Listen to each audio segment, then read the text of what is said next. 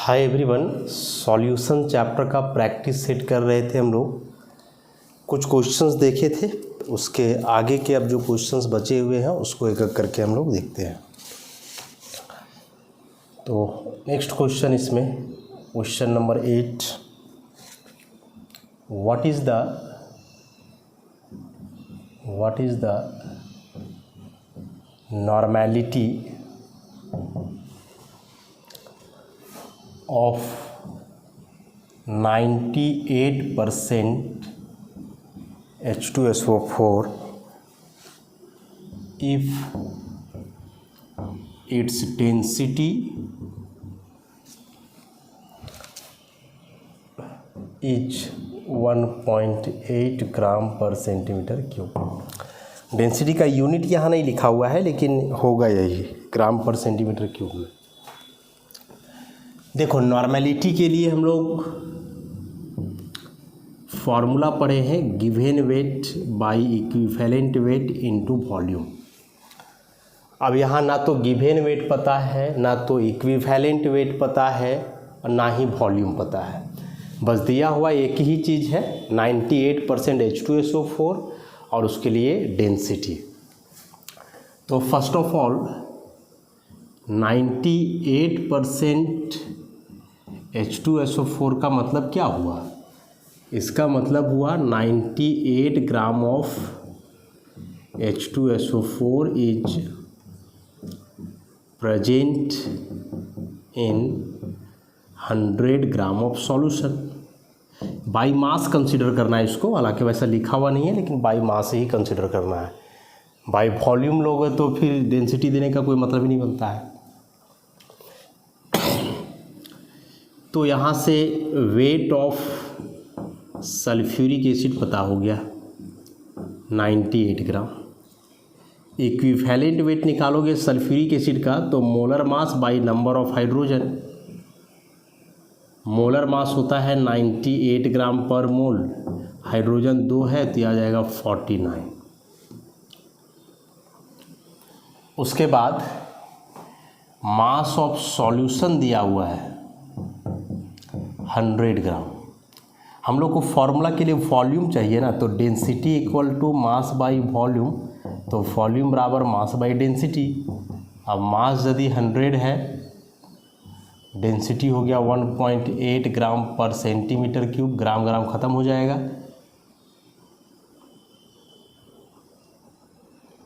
अब यह हो गया 100 बाई 1.8 सेंटीमीटर क्यूब, मतलब कि ml। अब इसको फार्मूला पे पुट कर दो, तो गिवन वेट 98, इक्विवेलेंट वेट 49 और ये आ गया 1.8 ml में है ना। इसको लीटर में करोगे तो 1000 से यहाँ मल्टीप्लाई, तो 98 बाई 49 इंटू 100 पर इंटू 1000 इंटू 1.8, तो ये ख़त्म हो जाएगा। एक जीरो बचेगा केवल, ये 2 बार में ख़त्म हो जाएगा। तो 2 इंटू यहाँ 10 बचा और यहाँ 1.8 मतलब 18, तो हो गया 36 normal. This is the answer. पहले भी बता चुके हैं कि ऐसे कोई भी क्वेश्चंस दिए हुए हों, क्वेश्चन में देखो डाटा क्या क्या दिया हुआ है, फिर आप देखो कि निकालना क्या है, और जो भी निकालना है डायरेक्ट आप उसके फार्मूला पे जाओ। जो भी निकालना है उसके फार्मूला पे जाओ, और फार्मूला पे जाने के बाद देख लो कि क्या क्या चीज़ ज़रूरी था, उसमें दिया हुआ क्या क्या है। जैसे बतलाए कि यहाँ फार्मूला में था मास, इक्विवेलेंट मास, वॉल्यूम। केवल डाटा से दिया हुआ था मास 98 ग्राम, इक्विवेलेंट मास हम लोगों ने कैलकुलेट करा, वॉल्यूम कैलकुलेट करा, उसके बाद फार्मूला पे पुट करके जो है फाइनल उसका आंसर आ गया। तो ऐसे कर लेना है इसको।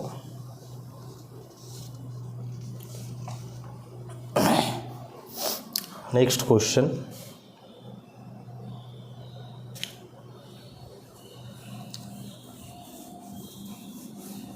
देखो यह जो चैप्टर है सॉल्यूशन, इस चैप्टर से जो क्वेश्चन एग्जाम में फिक्स होता है, आइदर बोर्ड एग्जाम हो या कोई कॉम्पिटिटिव एग्जामिनेशन, वह है concentration topic.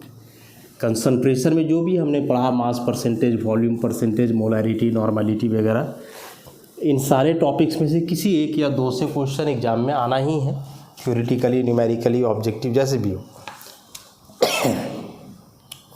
Question number 9, 10 centimetre cube of 0.1 normal monobasic acid requires 15 centimeter cube of sodium hydroxide.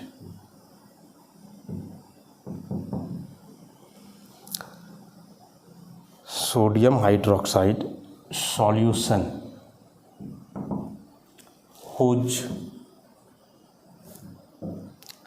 Normality is, ऐसा।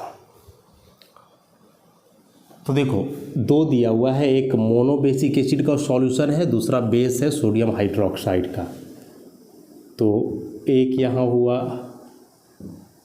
मोनोबेसिक एसिड और दूसरा दिया हुआ है NaOH का सॉल्यूशन।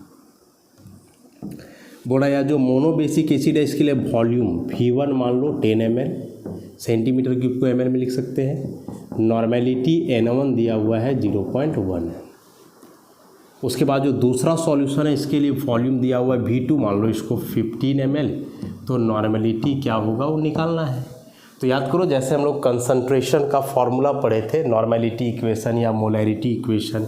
तो मोलैरिटी इक्वेशन पढ़े थे, ऐसा है M1 V1 बराबर M2 V2। वैसे नॉर्मलिटी के लिए लिखोगे तो N1 V1 बराबर N2 V2। इसी को ओवरऑल लिखते हैं S1 V1 बराबर S2 V2। S जहाँ स्ट्रेंथ, तो हम ये वाला फॉर्मूला लगाने वाले हैं अभी। तो यहाँ से N2 निकालोगे तो क्या हो जाएगा N1 V1 बाई V2। तो N1 हो गया है 0.1, V1 इज 10 और ये हो गया 15। तो इसको हटाओगे तो यहाँ 10 लग जाएगा, तो ये 10 ख़त्म, 1/15 बच गया। और 1/15 को सॉल्व करके लिखो, जितना आएगा 0.06 के आसपास आना है, इतना हो जाएगा आंसर इसका 0.06। मतलब कि क्वेश्चन का option number A is the correct answer. तो नया तो कुछ है नहीं, देखिए हम लोग अभी इसमें भी बस क्वेश्चन को समझना है अच्छे से।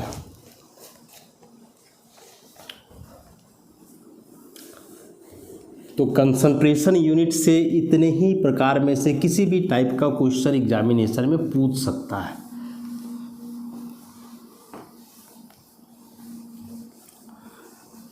हर टॉपिक से लगभग एक क्वेश्चन किए हम लोग।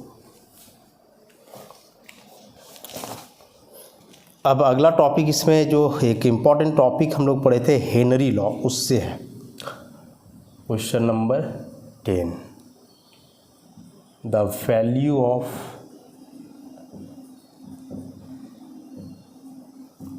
Henrys constant KH is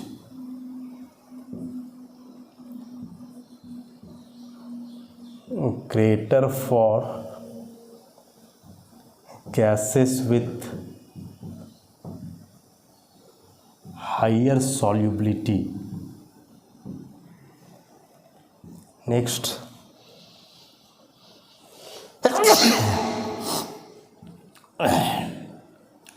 greater for gases with lower solubility. C number में constant for all gases and D number not related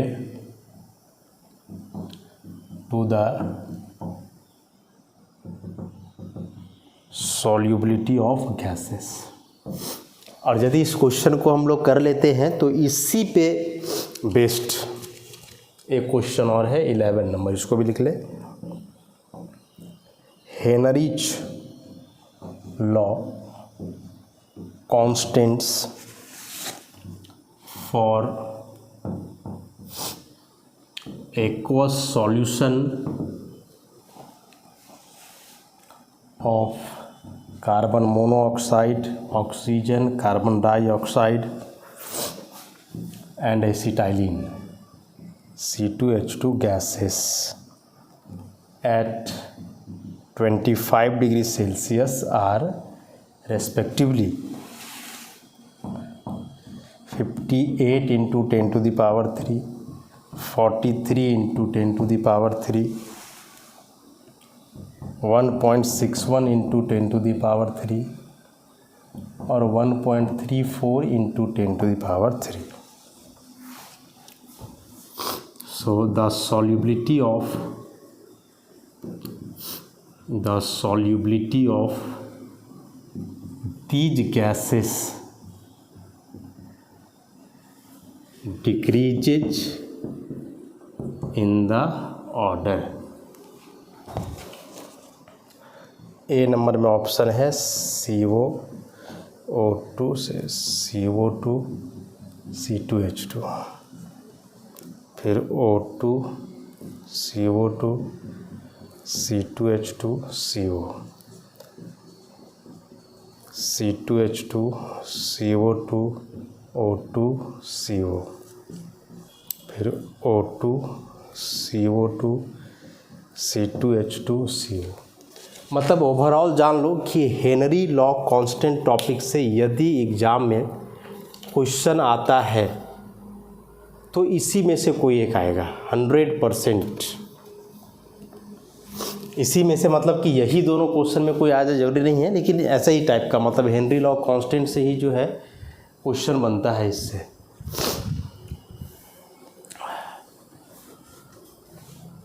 बोल रहा है कि जो हेनरी लॉ कांस्टेंट होता है KH, तो डायरेक्ट KH का रिलेशन आप नहीं जानते हो तो ऐसे जानो कि किसी भी गैस का जो सॉल्युबिलिटी होता है, सॉल्युबिलिटी ऑफ गैस, वह एक एक्सोथर्मिक प्रोसेस होता है और एक्सोथर्मिक प्रोसेस है तो टेम्परेचर से इन्वर्सली वैरी करेगा। मतलब solubility of gas is inversely proportional to temperature. इस बात को केवल याद रखना है। उसके बाद या जो हेनरी लॉ कांस्टेंट है KH, ई डायरेक्टली प्रोपोर्शनल होता है टेम्परेचर का। तो यहाँ जो पूछ रहा है वह सॉल्युबिलिटी और KH के बीच का रिलेशन, तो हम लोग डायरेक्ट नहीं बल्कि इनडायरेक्ट पहले टेम्परेचर से कोरिलेट किए उसको कि किसी भी गैस का सॉल्युबिलिटी टेम्परेचर का इन्वर्सली प्रोपोर्शनल है और उसी टेम्परेचर का डायरेक्टली प्रोपोर्शनल होता है KH। तो यदि यहाँ से तुम सॉल्युबिलिटी और KH के बीच का रिलेशन पता करोगे तो इन्वर्स हो जाएगा। इसका मतलब है कि यदि किसी भी गैस का सॉल्युबिलिटी अधिक है तो उसके लिए KH का वैल्यू क्या होगा? कम। सॉल्युबिलिटी अधिक है तो KH का वैल्यू क्या हो जाना है? कम हो जाना है। तो देखो स्टेटमेंट पढ़ो कि the value of Henry constant KH is greater for gases with higher solubility, कि जिस गैस का सॉल्युबिलिटी ज़्यादा होगा उसका KH का वैल्यू भी बड़ा होगा। नहीं, तो उल्टा होना है ना। तो greater for gases with lower solubility, कि गैस जिसका सॉल्युबिलिटी कम है उसके लिए KH का वैल्यू बड़ा होगा। तो जी यही तो सही है, ऐसा this one is the correct answer. उसी के आधार पे अब यहाँ एक क्वेश्चन है। कुछ गैसेस दिए हुए हैं, carbon monoxide, oxygen, carbon dioxide और एसिटाइलिन गैस। सब के लिए कांस्टेंट टेम्परेचर कंसीडर किया गया है 25 डिग्री सेल्सियस और सब के लिए हेनरी लॉ कांस्टेंट का वैल्यू दिया हुआ है KH का। इसके लिए है 58.10 to the power 3, 43.10 to the power 3, 1.61 into 10 to the power 3 और lastly 1.34 into 10 to the power 3। अभी तो हम लोग देखें कि जो गैस का सॉल्युबिलिटी है वह KH का इन्वर्सली प्रोपोर्शनल है। तो KH जिसका कम है सॉल्युबिलिटी उसका सबसे ज़्यादा। तो देखो सबसे कम KH किसका है? एसिटाइलिन का। यहाँ से 10 टू द पावर 3 तो सब में सेम है ना, इस वैल्यू को देखो ऐसा। तो C2H4 जो है मोस्ट सॉल्युबल गैस होगा इस टेम्परेचर पे। तो कौन सा हो जाना है ऑप्शन? C2H2, उसके बाद CO2, फिर O2 and then CO। This is the correct answer. ऐसा इसके अलावा एक जो इसमें था फॉर्मूला वह था P बराबर KH इंटू एक्स, ऐसा। तो ऐसे हेनरी लॉ कांस्टेंट से क्वेश्चन आया तो ऐसे ही आना है, वेरिएशन पूछेगा सॉल्युबिलिटी का KH वैल्यू के आधार पे, या फिर इस फॉर्मूला पे कोई न्यूमेरिकल आ जाए, KH निकालने बोल दे, प्रेशर और मोल फ्रैक्शन वगैरह कुछ दिया हुआ रहे तो वहाँ से भी हो सकता है। तो यह था क्वेश्चन हेनरी लॉ कांस्टेंट के आधार पे।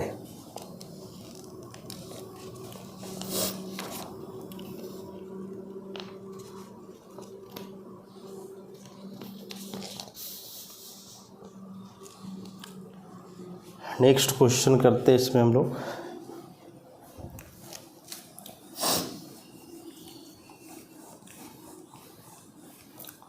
ये प्रैक्टिस सेट अलग से जो प्रोवाइड करवाया जा रहा है फिजिकल केमिस्ट्री का, लगभग हर चैप्टर का, मतलब 5 चैप्टर्स जो हैं, solid state solution, electrochemistry, chemical kinetics और सरफेस केमिस्ट्री, 5 का। इन प्रैक्टिस सेट के सारे क्वेश्चंस को आप यदि 1-2 बार रिवाइज कर लेते हो, सॉल्यूशन तो हम प्रोवाइड करवा ही दे रहे हैं वीडियो लेक्चर के थ्रू, एक बार अपने से बनाने का प्रैक्टिस करोगे, नहीं समझ में आए तो वीडियो लेक्चर पे जाओगे, और इतना प्रैक्टिस कर लेने के बाद किसी भी प्रकार का क्वेश्चन आए इस चैप्टर से, कोई भी एग्जामिनेशन में आप आसानी से डील कर लोगे। तो नेक्स्ट इसमें है क्वेश्चन नंबर 12, थोड़ा an aqueous solution is 1.00 molal in Ki, potassium iodide. So which change will cause the vapor pressure, will cause the vapor pressure of the solution to increase। Options दिए हुए हैं, addition of sodium chloride, addition of sodium sulphate, addition of 1 molal Ki and D, addition of water. इसी में next question कि relation between partial pressure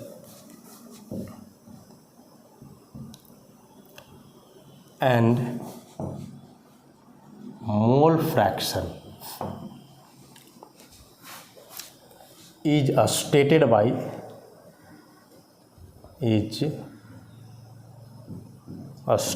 by a Gram's law, Raoult's law, Le Chatelier, Avogadro law।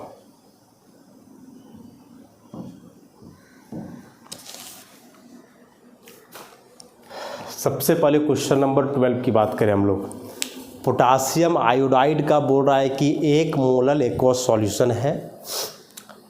अब उसमें से क्या हम लोग मिलाएं कि उसका वेपर प्रेशर बढ़ जाए, उसके लिए 4 ऑप्शंस दिए हुए हैं, क्या मिलाने से उसका वेपर प्रेशर बढ़ेगा।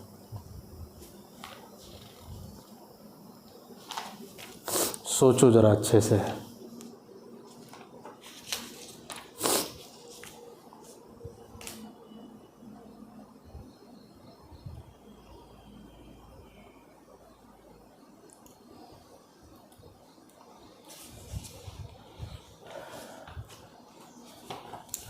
आसान सा कंसेप्ट है, राउल्ट्स लॉ जो हम लोग पढ़े हैं ना, उसी से रिलेटेड है। रॉल्स लॉ से रिलेटेड। यदि बोल रहा है कि 1 मोलल KI सॉल्यूशन है, तो हम लोग क्या पढ़े हैं कि किसी भी सॉल्यूशन में यदि बाहर से कोई नॉन वोलेटाइल सॉल्यूट मिलाते हैं तो उसका वेपर प्रेशर कम हो जाता है, डिक्रीज कर जाता है। ऐसा हम लोग पढ़े हैं कि किसी भी सॉल्यूशन में या कोई भी लिक्विड में बाहर से जब आप कोई सॉलिड सॉल्यूट मिलाओगे जो नॉन वोलेटाइल है, तो जो सॉल्यूशन बनेगा रिजल्टिंग, वो उसका वेपर प्रेशर कम हो जाएगा। इसके रीजंस क्या थे ऑलरेडी हम लोग देख चुके हैं। अब इसमें देखोगे तो सोडियम क्लोराइड एक सॉल्यूट है non volatile, sodium sulphate is also non volatile solute, potassium iodide is again non volatile solute. तो ये तीनों के मिलाने से क्या होगा कि उसका वेपर प्रेशर घटेगा ही। लास्ट में वाटर का एडिशन हो रहा है ना, वाटर इज द सॉल्वेंट, और सॉल्वेंट के साथ साथ वोलेटाइल सॉल्वेंट है, वेपर में भी बदलता है।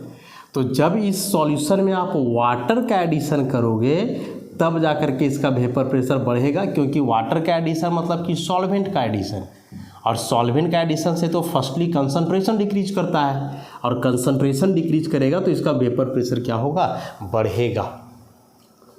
समझ रहे हो? ये तो ऐसे भी अंदाज़ा लगाते तो हो जाता है कि ये तीनों में जो है सॉल्यूट दिया हुआ है भाई, इसमें सॉल्वेंट दिया हुआ है, तो जाहिर सी बात है जो अलग हो गया यहाँ सॉल्वेंट वही हो जाना है आंसर।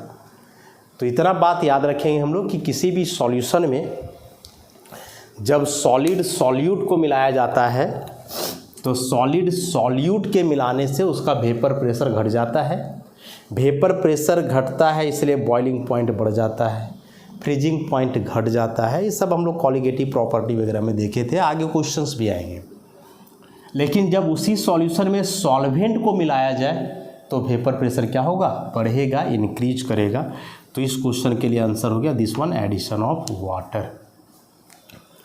और भाई एक अगला क्वेश्चन जो है कि relation between partial pressure and mole fraction is stated bye.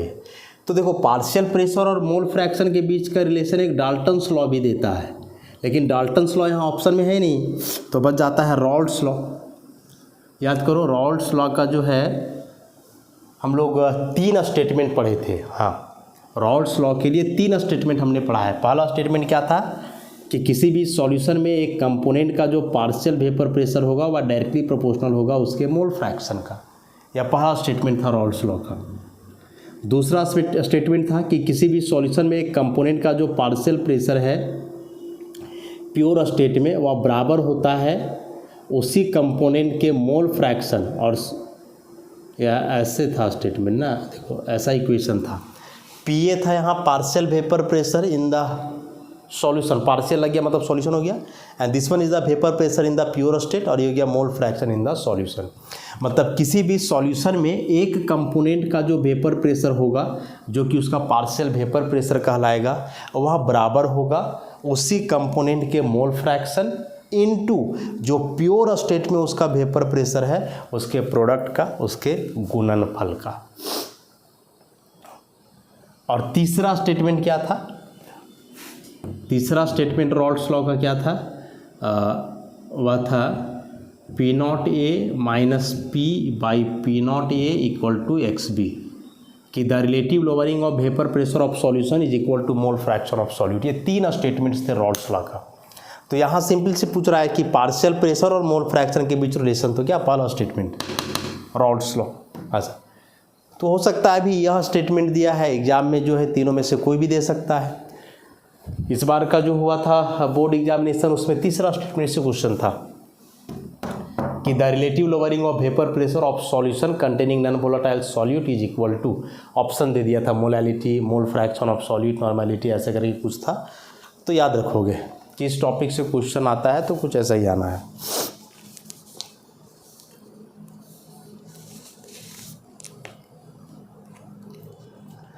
Next question number इसमें 14 आइडियल और नॉन आइडियल से रिलेटेड है।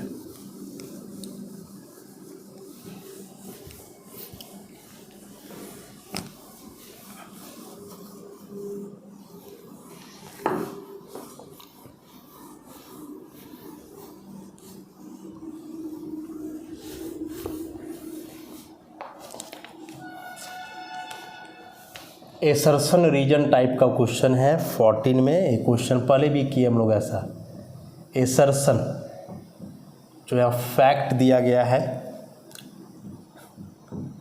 एन आइडियल सॉल्यूशन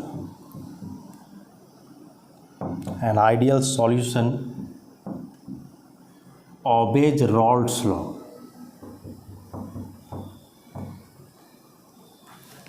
और इसके लिए रीजन दिया हुआ है, in an ideal solution solute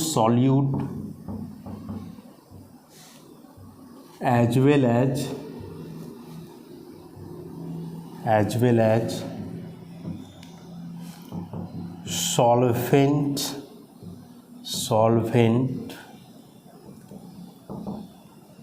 interactions are similar to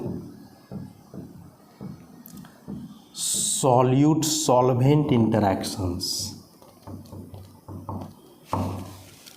और इसके लिए 4 ऑप्शंस दिए हुए हैं कि एसर्शन और रीजन दोनों सही है और reason is the correct explanation of assertion.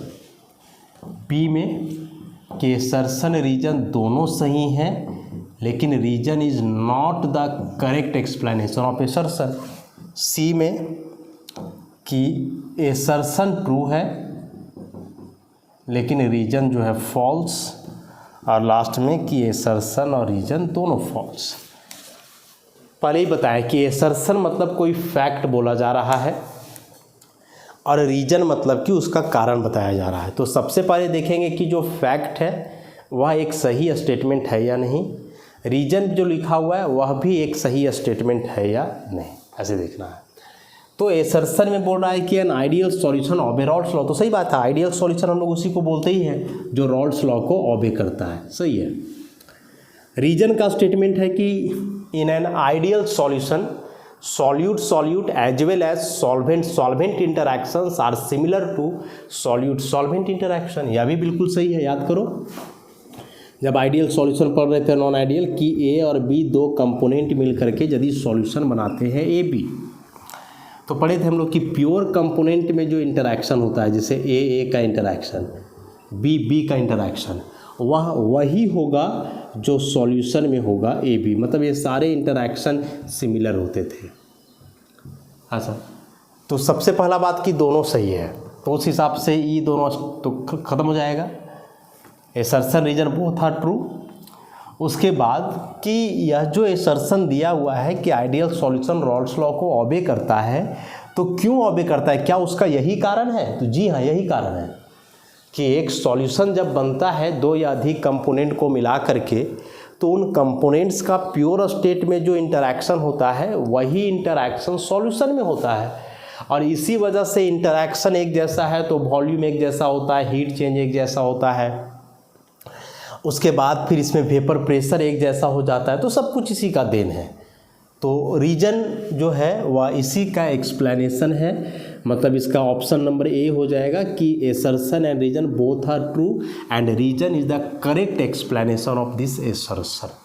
ऐसा तो ऐसे क्वेश्चंस को भी हम लोग किए थे पहले, अभी भी किए, आगे भी ऐसे क्वेश्चंस आ सकते हैं। तो बस ध्यान रखोगे इस चीज़ को कि एसर्शन का मतलब हुआ कि कोई एक स्टेटमेंट, कोई एक फैक्ट बोला गया, रीजन मतलब उसका कारण दिया गया। तो सबसे पहले ई मैच करके मत देखना कि इसका रीजन यही होगा, नहीं, रीजन जो भी है वैसा कुछ होता है या नहीं वो देखना है।